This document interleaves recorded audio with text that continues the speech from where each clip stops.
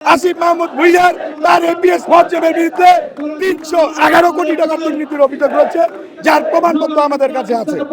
এই দুর্নীতি যাতে আরো নাম প্রকাশিত না হয়, এই কারণেই ইশরাককে এই নগর পিতার দায়িত্ব থেকে দূরে রাখতে চাচ্ছে। এই সরকার উপদেষ্টা স্টেশন উপদেষ্টা তাদের অনীহা কারণেই এই শপথ অনুষ্ঠানের মূলত বাধা। মূলত এই শপথ প্রক্রিয়াটা বন্ধ করে রাখছে স্থানীয় সরকার মন্ত্রণালয়।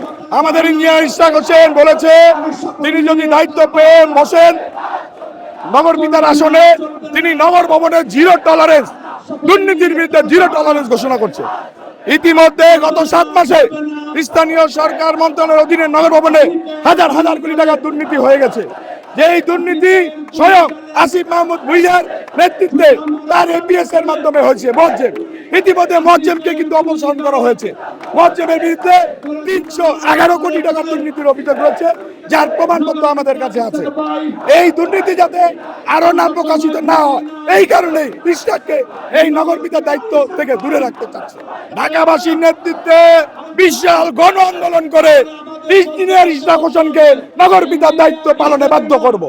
স্থানীয় সরকার যে উপদেষ্টা ওনার কারণেই উনি এটা বাধা দিয়ে রাখছে। এই সরকার উপদেষ্টা স্টেশন উপদেষ্টা তাদের অনীহা কারণেই এই শপথ অনুষ্ঠানের মূলত বাধা। তারা এটা কেন বাধা দিচ্ছে? ইঞ্জিনিয়ার ইশরাক সাহেব এই গদিতে বসলে তাদের অনেক কিছু এই দুর্নীতি এগুলি ফাঁস হয়ে যেতে পারে, তাদের অনেক কিছু এই জায়গার মধ্যে দিয়ে বের হয়ে আসতে পারে। এই জন্যই তারা মূলত চায় না ইশরাক সাহেব এই জায়গাটা মেয়র হিসাবে বসুক।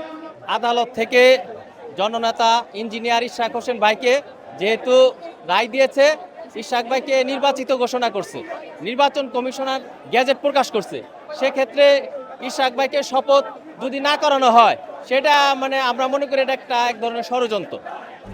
RICL TMX, যুগের পর যুগ স্থাপনা থাকে মজবুত। এখন মেয়র না থাকার কারণে সমস্যা হয়, যেমন ড্রেনগুলো পরিষ্কার করতে হয়, রাস্তাঘাটে কিছু কাজ থাকে, অনেক ধরনের অনেক সমস্যা ঢাকা সিটিতে থাকেই। তো মেয়র যদি থাকে তাহলে এগুলা সহজেই সমাধান করা যায়, মানে জনগণ একটা সেবা পায়। সেক্ষেত্রে ইশরাক ভাইকে অতি দ্রুত শপথ পাঠ করার মাধ্যমে তাকে নগর ভবনের দায়িত্ব বুঝিয়ে দিতে হবে।